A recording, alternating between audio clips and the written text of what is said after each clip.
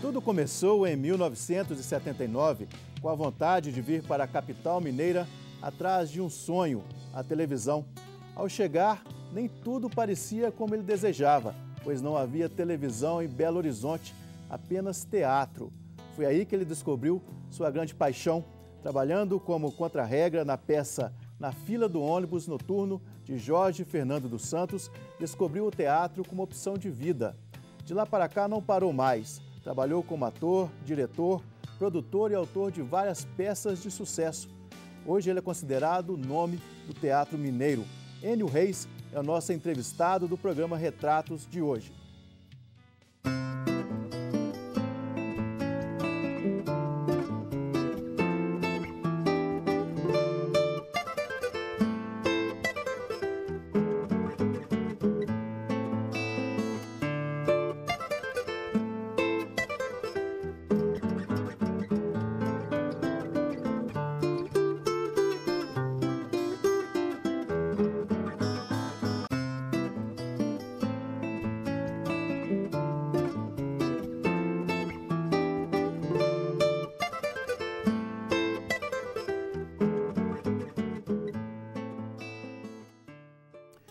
Enio, seja muito bem-vindo à TV Horizonte, ao programa Retratos. É um prazer tê-lo aqui conosco. Obrigado, o prazer é meu, viu? Adoro o seu programa e estou muito feliz de estar participando dele.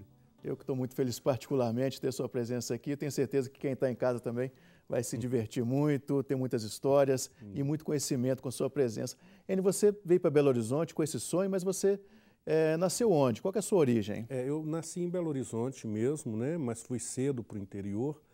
Meu pai é militar, né? Foi militar e hoje ele está reformado. Mas naquela época, então, a gente vivia de cidade em cidade. A gente morou em várias cidades. Eu tive uma infância muito rica no interior de Minas Gerais, concentrado ali na zona da mata. Certo. E na adolescência, para dar sequência aos estudos, a gente voltou para a capital, né? Eu voltei para a capital e foi aí que veio essa ideia de procurar televisão, porque eu queria ser, na verdade, o galã da Regina Duarte, né? Não tinham me dito que precisava ser bonito para ser galã, então eu vim com essa ilusão. Na verdade, não tinham produções locais, Minas não tinha uma produção que atendesse aí na área da dramaturgia, seria isso, né? Na verdade, é a questão mesmo da ilusão, né? Quer dizer assim, lá no interior não chegava o teatro, a gente tinha referência artística que eu tinha, era a televisão, né? E as novelas da Globo sempre, e nessa época, então, Regina Duarte que imperava, né, como a namoradinha do Brasil. Então, tinha um pouco esse sonho. O máximo que eu cheguei a ver lá né, nas cidades do interior eram circos. Sim. E uma ou duas vezes um circo com os dramas, né, que aí eles faziam aquela encenação teatral, chamavam dramas, e era muito encantador, mas a força da televisão era maior por causa da fantasia mesmo que estimulava. Voltando um pouco, né, nessa origem, você disse que passou aí por várias cidades. Qual foi a cidade que você pode considerar assim que te mais marcou nessa infância? A última porque eu estava mais, né, adolescente, então estava mais consciente das coisas. Chamada Barra Longa. Uma cidade, eu adorei morar lá, era uma cidade que a gente tinha muita liberdade, uma época em que os valores humanos eram mais cristãos, né? Era tudo Sim. muito mais tranquilo. Então, vivi lá na base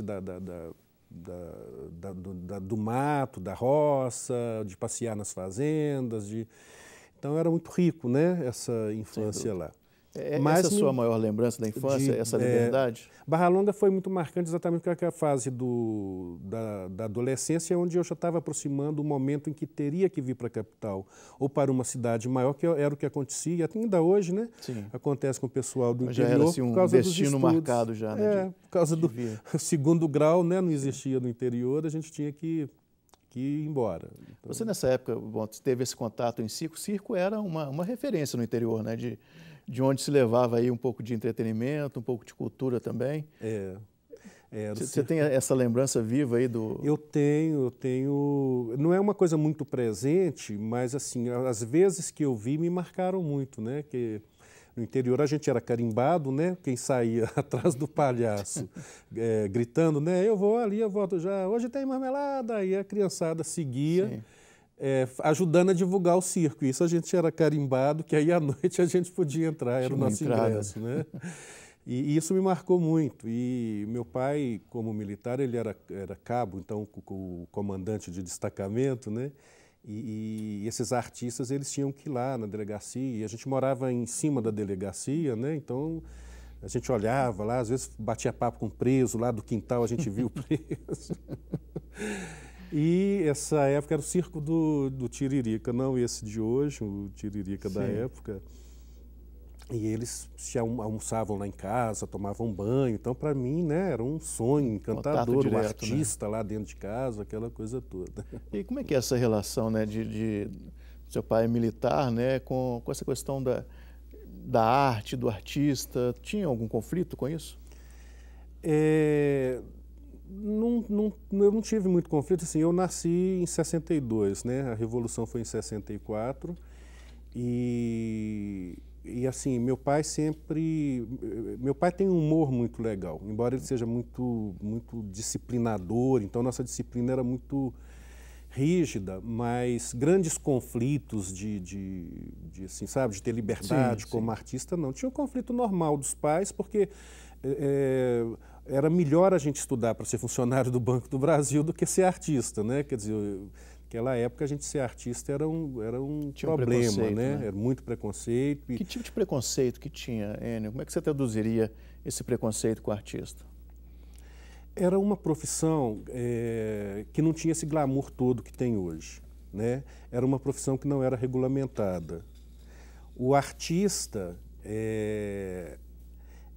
ele às vezes, ele pode parecer aos olhos da sociedade despudorado, né? Sim. Isso muito naquela época, porque hoje em dia está muito mais tranquilo. Mas era muito associada à questão da sexualidade, das drogas, da boemia. E houve uma época, né, isso antes da minha, eu comecei, não era regulamentada a profissão ainda, mas antes, né, a Dercy Gonçalves sempre comentou muito, em que o documento para comprovar que a gente era artista, né, era o mesmo local onde as prostitutas tiravam seus E isso não é lenda, era fato, né? Era fato, de fato, era o mesmo local.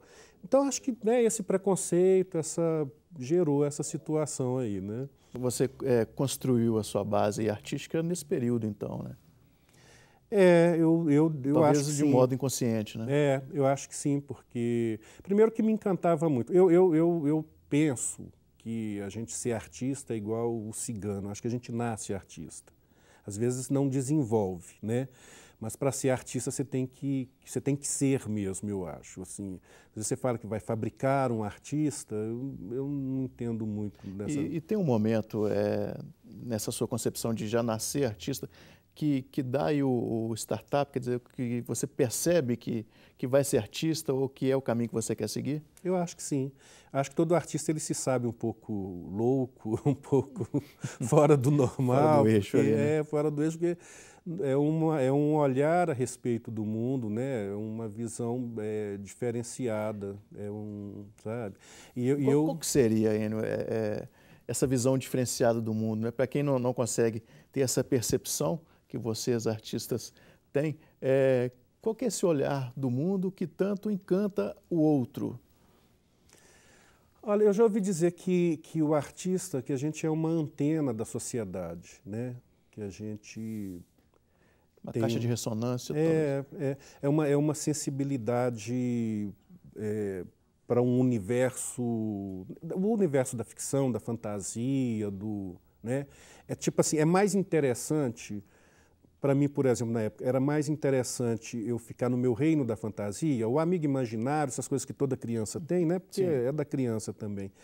Mas me era mais interessante estar nesse lugar do que estar na situação real, nas tarefas do dia a dia, ou na questão mesmo do se enquadrar, da timidez. Eu sempre fui muito tímido e me enquadrar naquela coisa do grupo, né, do social, de acompanhar talvez uma válvula de escape para uma situação.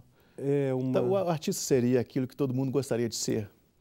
Eu acho, olha, igual assim, eu falo que o artista de seguir carreira e trabalhar com isso, esse é o artista que realmente não tem cura, não tem conserto.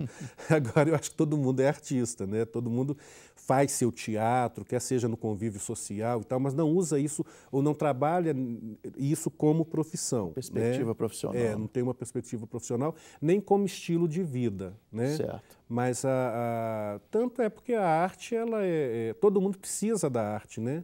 Eu acho que o homem não viveria sem a arte, sem esse espaço para, né, para a sua sensibilidade, para a percepção de uma música, de um teatro, de um filme, de um livro. Né? A própria história da humanidade, ela é contada por meio da arte. Né? Exatamente. Né? E a sua história na arte em Belo Horizonte nós vamos saber no próximo bloco. E você pode nos ajudar a melhorar cada vez mais nossa programação, tornando-se um colaborador da campanha Faço Parte. Além de ajudar a manter os veículos de comunicação da Arquidiocese de Belo Horizonte, você estará colaborando para a construção da Catedral Cristo Rei e para as obras de revitalização do Santuário Nossa Senhora da Piedade. Ligue e faça parte deste projeto. Sua adesão é muito importante para nós. Vamos para um rápido intervalo e voltamos em instantes. Fique com a gente.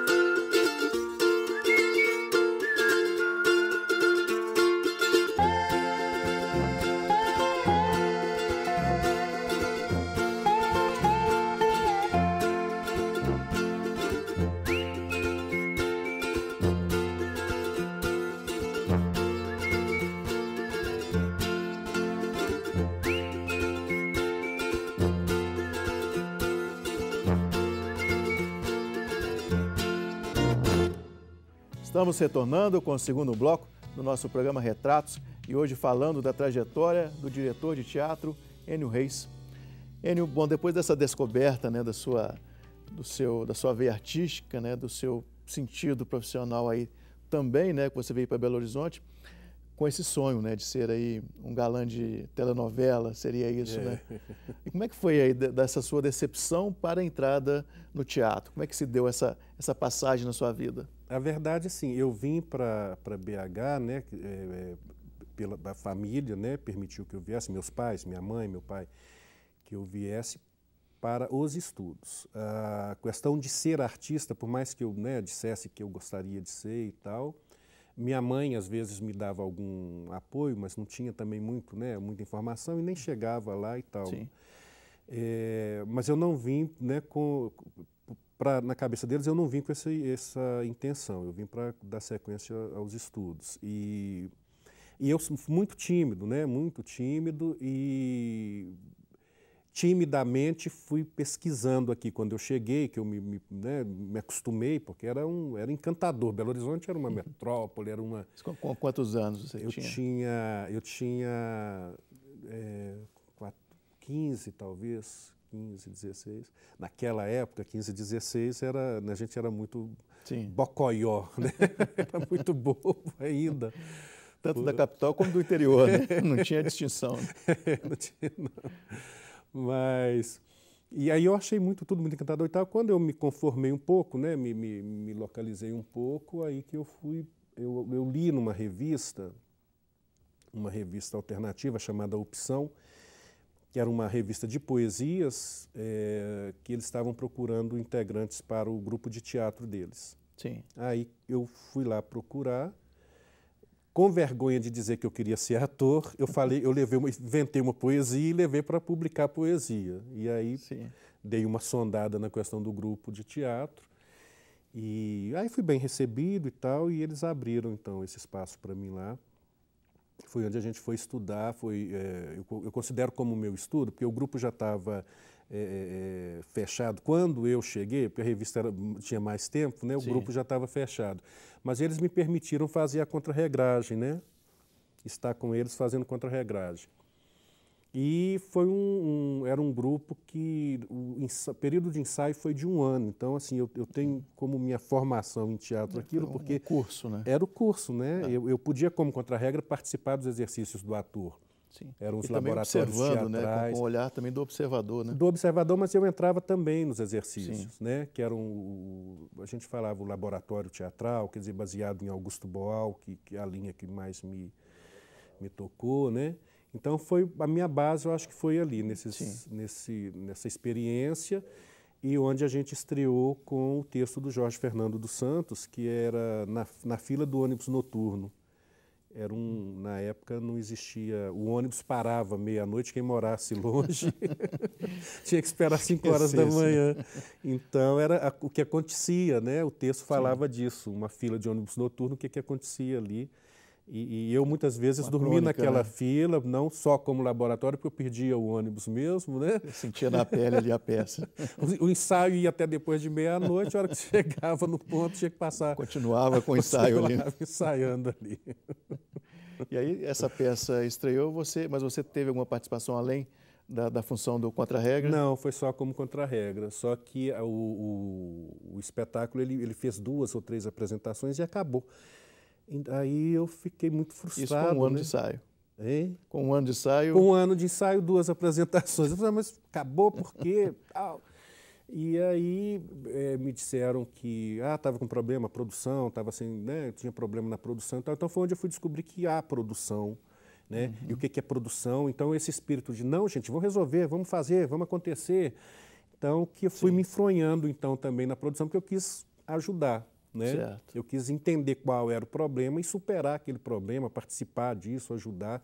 O espetáculo não voltou, não, o grupo não continuou, mas algumas pessoas permaneceram e a gente deu sequência e fizemos um novo espetáculo. Sabe? Como é que foi aí o deslanchar da sua carreira a partir desse ponto? Um grupo foi criando afinidades. Tipo assim, eu fiz um espetáculo aqui, tinha 2 atores ali que a gente teve uma afinidade muito grande.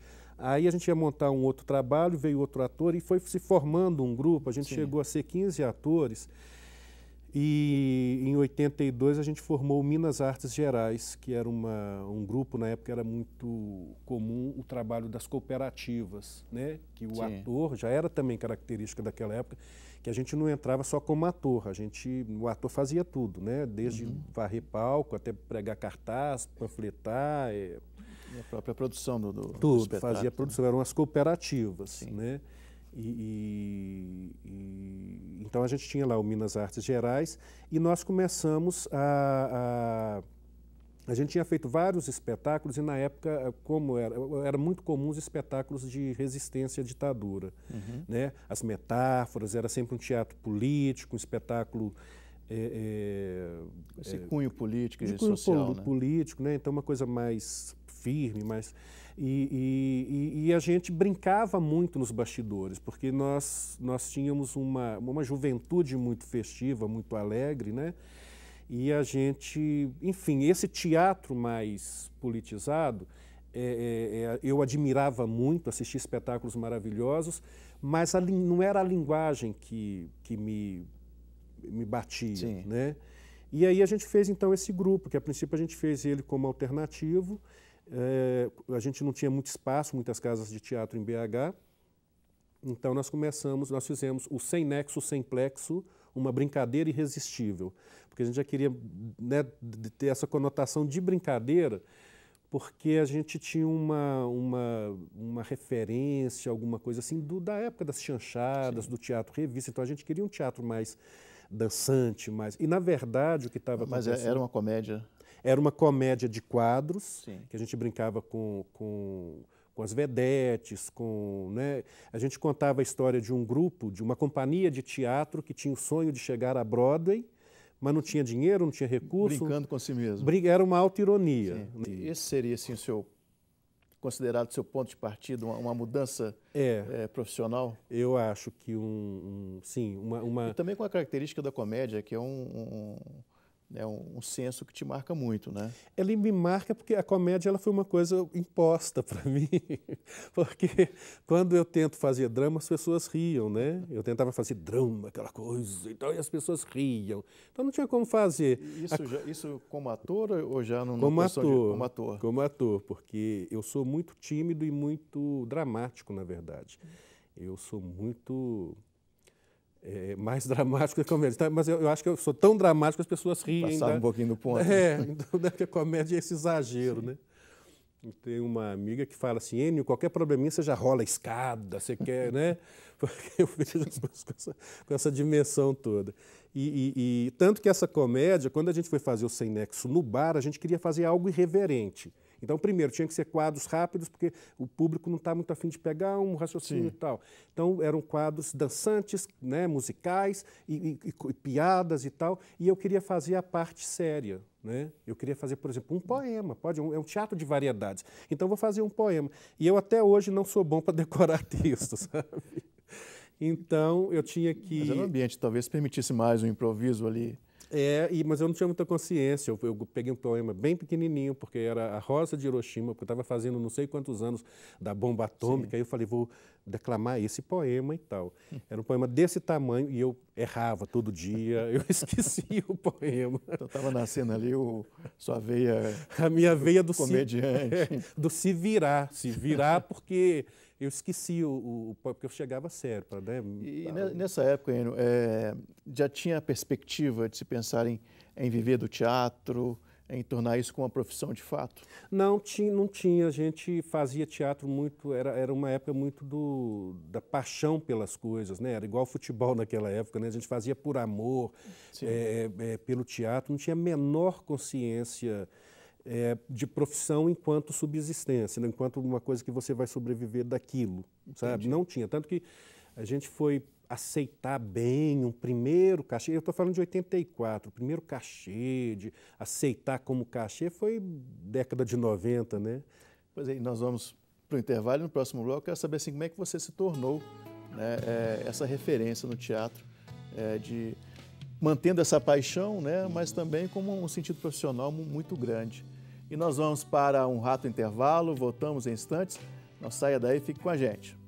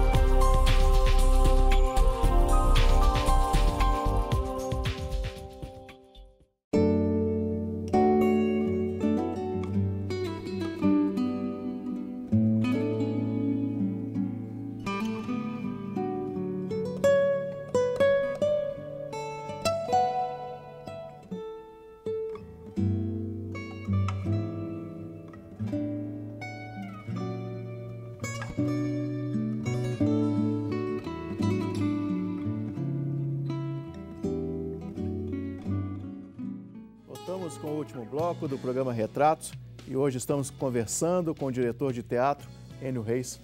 Em sua carreira, você tem uma carreira muito densa, né? Que ela extrapola um pouco, né? Disso que nós conversamos, né? O ator, depois passou para o diretor e também outros grandes projetos que você toca. Mas como que surgiu aí o Enio diretor? Todas essas funções que eu fui experimentando e continuo experimentando e continuo aprendendo, sempre foi em função da necessidade, algum problema de produção, quer dizer, não tem um cara para escrever, mas quem que vai dirigir, quem que vai... Então, tudo surgiu dessa maneira, né? Nada foi planejado, foi muito mais essa minha postura de querer ser resolvedor. Certo. Então, a partir daí que eu fui adquirindo, né, essas novas funções aí. Como, por exemplo, nós na época do Sem Nexo, a gente fez depois um grupo infantil, a gente atuava com os Alegríssimos, isso ainda em 84. Em 84, então, a gente foi para a televisão. Nós trabalhamos durante 5 anos, de 4 anos, de 84 a 89, no programa Clubinho da Tia Dulce, Sim. que era um infantil muito famoso no estado. A gente viajou demais, nós ficamos muito presos ali também no estúdio e nas viagens. Aí você pôde aí satisfazer sua vontade. Aí é a coisa da da televisão, né? Mas eu, na verdade, quando eu descobri que não havia televisão aqui, havia o teatro, eu te confesso que eu tenho muita preguiça de TV, sabe? Então não deixou de ser um sonho, já não era mais, porque assim, eu fiz televisão ali, tive algumas outras experiências. Sim. E o tempo da televisão, eu sou muito ansioso para o tempo da televisão. Você participou de rádio, né? Então, Inclusive na Rádio América. Quando né? terminou o Clubinho, né, foi em 89, acabou o programa, a gente fazia lá Os Alegríssimos, e em 89, na sequência, a gente veio para a Rádio América, com o programa Clubinho. Sim. E com essa característica minha de entrão, de querer resolver e tal, tive a oportunidade aqui com a diretoria da casa, o Eduardo Gontijo e tal, e eu comecei então eu tive espaço para poder fazer mais coisas na emissora. Certo. Então, assim, eu fui aprendendo também a produzir rádio, a fazer locução, aí comecei... Uma característica bem sua, né? Desse envolvimento procurar. E tudo. E, bom, foi por meio da rádio que você também se envolveu no trabalho de pastoral? Foi aqui, assim, eu na verdade desde menino, dessa criação do interior, eu tenho essa espiritualidade, é uma coisa que eu prezo muito, que eu cuido muito. Sim. E estando aqui na Rádio América, né, então foi um ambiente propício para eu me desenvolver com esse trabalho mais pastoral. Com o teatro mesmo, eu gostava essa linha do Augusto Boal, que é um teatro social, que é um teatro, né, popular, é um teatro voltado para esse trabalho. Né? Que dá uma resposta social também. Exatamente. E aí a minha grande paixão, na verdade, é ter envolvido com projetos assim, né? E aqui, com certeza, a partir do programa, a gente foi descoberto também por uma ONG, né, que era a AMEP, Associação Movimento de Educação Popular Paulo Englert, que é da Fundação Fé e Alegria do Brasil, e onde a gente foi fazer um programa chamado Carretel de Invenções, que era um programa de rádio, a gente produzia em BH, mas ele era distribuído por 350 emissoras do Brasil, que veiculavam esse programa, e era um programa que a gente usava para divulgar mesmo a causa, né, da criança e do adolescente. O seu envolvimento com criança também, você lançou um livro, né, que também o Prazer de Aprender com a Linguagem do Rádio na Escola, que é voltado para criança, né? Esse é um trabalho que complementa o Carretel de Invenções. O Carretel de Invenções era um programa de rádio. Com ele a gente ganhou alguns prêmios. Um dos prêmios foi um concurso que nós entramos, o concurso continental de roteiro para vídeos pastorais, que era promovido pelo José Barros Tavares. Então eu, Nancy Alves e Chico dos Bonecos, a gente assinou um roteiro. Ganhamos o concurso e fomos fazer, então, uma oficina, um treinamento na Colômbia e depois na Bolívia. E desse treinamento lá, a gente voltou com todo o projeto, toda a ideia de fazer a adaptação do Carretel de Invenções para a televisão. Né? E aí, então, era rádio, era livro, rádio, e TV e as oficinas, porque a gente fazia oficinas em escolas para as crianças, né? A ideia parte era mais prática, né? De ensinar o professor a usar o rádio dentro da sala de aula. E é um trabalho que eu gosto muito. A gente treinou muitos agentes da Pastoral da Criança, que também que vieram com outro programa de rádio.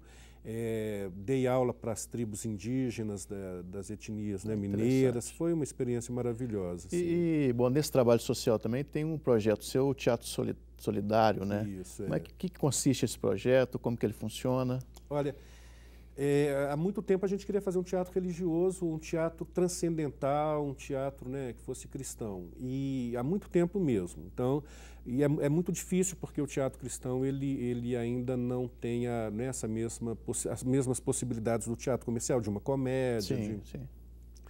E aí em 2009 ou 2010 eu me juntei com a Nancy Alves também e a gente lançou o Pietá, o espetáculo que conta a história, né, As Sete Dores de Maria, que conta a história de Nossa Senhora da Piedade. Eu consegui chegar aí porque em 2004 eu fui convidado para dirigir a encenação de Semana Santa da cidade de Santa Bárbara. Certo. Eles me acharam aí através de jornal e tal, e eu fui lá dar continuidade a um trabalho. Tinha um diretor, o Fernando Limoeiro, um grande diretor, que tinha saído de lá. Você já tinha dirigido alguma coisa de encenação? Encenação, não. Não. Fiquei muito assustado, porque assim, além de ser um tema, né, que eu não dominava, era um grupo de 50 pessoas, né? É um grupo amador, eu chamo Grupo do Afeto. Isso foi em 2004. O projeto do Teatro Solidário... Ele vem também a partir dessa experiência com o teatro. Tanto que o texto é de um autor lá, é de um ator, o Jorge Carneiro, que é autor também, escreve alguns trechos da encenação de Semana Santa. E eu falei, poxa, tem esse talento, vamos levar o nome do Jorge lá para BH, sim, vamos fazer... Né? E aí juntamos todos e criamos o Pietá. Essa ideia do Pietá, a gente também sempre foi procurado para fazer espetáculos beneficentes. A gente então constituiu o Pietá Teatro Solidário, que é onde a gente está fazendo uma série de apresentações com instituições parceiras, que elas vendem o ingresso e o lucro dessa venda fica com eles para eles aplicarem as suas obras sociais. Bom, a arte ainda tem esse lado social, isso é uma iniciativa que tem que ser louvada e replicada cada vez mais. Mas, Enio, voltando um pouquinho da sua veia artística, da comédia, né? Você é responsável por grandes sucessos, né? Como diretor também de comédias, né? Qual que seria, assim, para o público em casa identificar, qual que seria aquilo que você considera ser o grande sucesso? O grande sucesso, né, foi minha parceria com Carlos Nunes, que é uma pessoa maravilhosa, é um cristão maravilhoso também. Já foi nosso entrevistado aqui. Maravilhoso, assisti a entrevista dele, muito bacana. O Carlinho é aquilo ali, a pessoa... Mas porque a gente fez uma parceria, né? Foi também mais uma obra do acaso. Quando ele me procurou, eu já tinha dirigido ele nos espetáculos anteriores, quando ele me procurou, que foi o grande salto da carreira dele, que foi o Pérolas do Tejo. Sim. Ele teve de última hora que buscar um diretor e me buscou. Então, porque a gente teve uma experiência anterior que foi muito positiva. E aí nós fizemos Pérolas do Tejo, a gente não tinha a menor noção do que seria, né? Ele tinha acabado de ganhar um prêmio, o prêmio Multishow do Bom Humor, e o prêmio em dinheiro. Então ele me procurou e falou assim, eu nunca tive tanto dinheiro, nunca vi tanto dinheiro. Eu quero pegar esse dinheiro e fazer uma peça. Sim. Mas aí eu não posso te pagar muito direito, eu queria combinar com você assim, te pagar a porcentagem, a gente faz assim e tal, não sei o quê. Pode dar errado, pode dar tudo errado e eu vou perder esse dinheiro. Não, tudo bem, porque eu tinha um prazer e tenho um prazer muito grande de ter trabalhado com ele, de ser amigo dele, né, de ter essa história, ter escrito essa história. E a gente foi pego de surpresa, porque assim, a gente estreou já com sucesso, a classe artística adorou, a crítica adorou, o público que estava adorou, então aquele negócio foi... Né? Nos projetou, quer dizer, projetou ele mais do que ele já tinha, e como eu tinha feito essa retirada do teatro, então eu não estava uma figura muito perceptível no teatro. Uma evidência, eu estava né? no rádio, eu estava nessas... Mas essa parceria teve sequências importantes, muito, né? Muito. Como sobreviver a festas e recepções, como ele fez né? Caso, foi o segundo espetáculo que a gente fez. Antes disso foi o seguinte, a gente fez Pérolas do Tejo, daí ele me dirigiu com o Evandro Antunes no Sem Nexo, Sem Plexo. Certo. Aí depois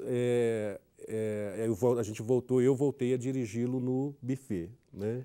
Enio, infelizmente, no nosso tempo, né, aquele tempo de televisão que você comentava, está chegando ao final. E minha última pergunta seria, voltando para aquele sonho que você teve quando retornou para Belo Horizonte, né? Você queria ser o par romântico da namoradinha do Brasil e acabou com a primeira frustração, mas conheceu o teatro. O balanço da sua carreira até agora, qual a satisfação que você tem, né? O que lhe dá mais satisfação e aí seus planos, os projetos futuros. Uma grande satisfação é o encontro com as pessoas, é o exercício da criatividade, né? E é a sensação de que eu estou apenas começando, porque o que eu tenho de vontade, de coisas para fazer, de projetos e que estão já engatilhados para que agora, no próximo ano, a gente retome, né? Tem muita coisa a se realizar e a grande satisfação é essa, é poder viver, né, fazendo o que eu gosto. Sim. E com pessoas maravilhosas, as quais eu gosto também, essa troca de experiência aí. Muito obrigado. Eu te espero ano que vem para você apresentar esses grandes projetos, essas perspectivas, e tenho certeza que o público, né, do teatro vai ser brindado com mais sucesso por aí. Muito obrigado pela entrevista. Obrigado a vocês. Viu? E o Retratos de hoje fica por aqui, mas você pode nos ajudar a fazer este programa enviando sugestões de entrevistados, críticas e comentários para o e-mail retratos@tvhorizonte.com.br. Também fique sabendo das novidades nos seguindo através do nosso Twitter e também pelo Facebook. Na próxima semana temos um encontro marcado aqui pela TV Horizonte, uma emissora da Catedral, Rede de Comunicação Católica. Até a próxima.